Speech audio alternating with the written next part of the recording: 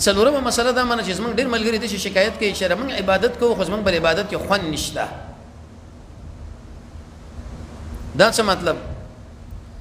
کوم جمعه لره داخل شو تحیت المسجد مو وکي څه خوشحالي موږ له پینې راځي او که موږ نه فوچی په خبکیګم نه دا وجه صدا قران چې سنت د انسان چې کله مطالعه کوي وی ګوري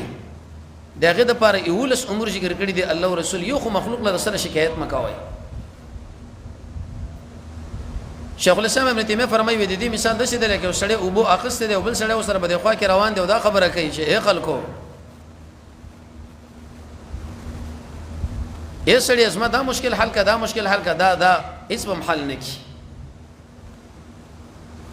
او دویم داود علیه السلام الله عز وجل دا خبره وکړه چې یا داود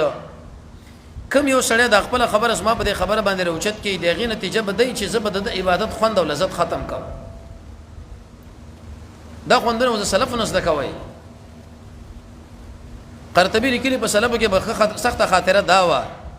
چې چا به د چانه پښتنه وکړه چې رستا په دې ژوند کې سخت خاطره کومه ده چې کله سبا مولا اذان کوي وې دا ولې وې چې کله د شپه شي د خپل عبادتونه دی او تملق دی او تزرع دی او عاجزین دی رب العالمین لو جړاګان دی سبا چې مولا اذان کوي خلک د جمعات لراجینو اسی جړا به نشم کولای اسی دعا او پرېت نشم کولای داس موږ په عمر کې سخت خاطره ده. دریم د شی وای چې رضیت بالله ربا وبالاسلام دینا وبمحمد رسولا به بری د عبادت خون برابر شي.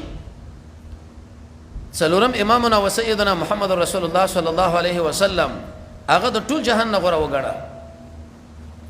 یو طرف باندې جناب نبی کریم علیه الصلاه والسلام دغه خبره ده او په بل طرف باندې د ټول جهان د مليانو خبرې دي دا ټول خبرې د رسول الله صلی الله علیه وسلم د خبرې نه قرباني دي ته ویل شي ایمان دي ته ویل شي د عبادت د خون سبب خو په دې شرط باندې چې قول جمع عمل د دواړه مساوي شي.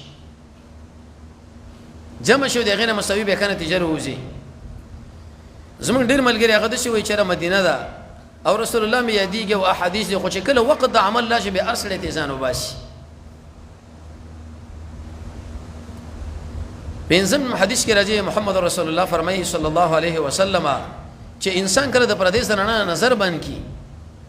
صاحب د مشکات جلسانی کې دغه حدیث دی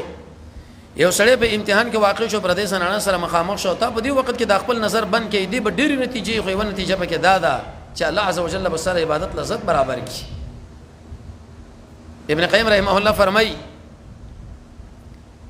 وکم یو سړی چې هغه د نظر غلط استعمالي بد نظری کوي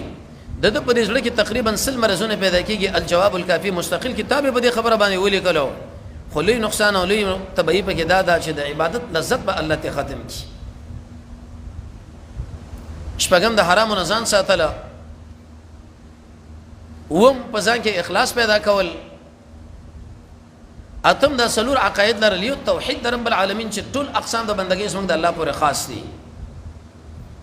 دویم اتباع سنت په هر خبره کې به محمد رسول الله صلی الله علیه وسلم بشر روانيږي.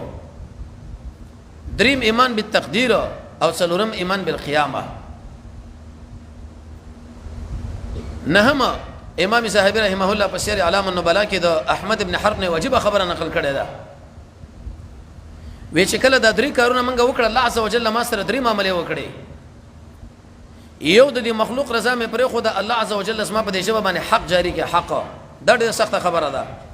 کله به ان شاء الله به دې باندې خبرو کو چې دا حق مسله خلک ولې نه بیانوي د غیر پر علماء تقریبا سلويخ وجه بیان کړی دي. یره دا دنیوي مفادات دی او دا دی او دا دی او دا دی او دا. دویمه بدن ملګری مې پرې خو د الله عز وجل مال نیکان ملګری راکړه ځکه درې قسم انسانان دي. زمونږ په ټولنه کې بعضې داسې انسانان دي چې دغه حیثیت داسې دی لکه د انسان جامې خوراک او څښاک جامه چې نه ژوند نشي کېدی خوراک چې نه ژوند نشي کېدی څښاک چې نه ژوند نشي کېدی هغه کوم انسانان دي علما. او دویم قسم داسې انسانان دي چې دغه مثال په شان د دویانو دی کسبه خلک پکې خراب دی کور کې دا شی خراب دی دا د کسبه سړی را ولا کار په وکړو پیسې ورکړو نور د الله عمل شي. دریم قسم به د شي انسانان دي چې هغه زهر قاتل لي چې هغه زموږ عمر بربادي وخت بربادي آخرت مو بربادي. او څلورم چې کله مې د دنیا حلاوت پرې خو دو الله دریم د دنیا حلاوت مې چې پرې خو دو رب العالمین د آخرت حلاوت مال راکړي. لسم حسن بصری فرمایي وی چې کله د انسان په عبادت کې خون نه ادارې په دې منځ کې د عبادت خون وګوري په دې ذکر د رب العالمین کې د عبادت خون وګوري د قران په تلاوت کې د عبادت خون وګوري و الا که په دې درې وړو کې دلته چیرته خون پیدا نشو وې دا سړی د پسند باندې پوه شي چې د اسلام د قلانه زبارم اسی داوا کوم چې ځان له مسلمان وایي دا څومره سخت او ګرانه خبرې دي یو لسم د رب العالمین د دشمنانو سره دشمنی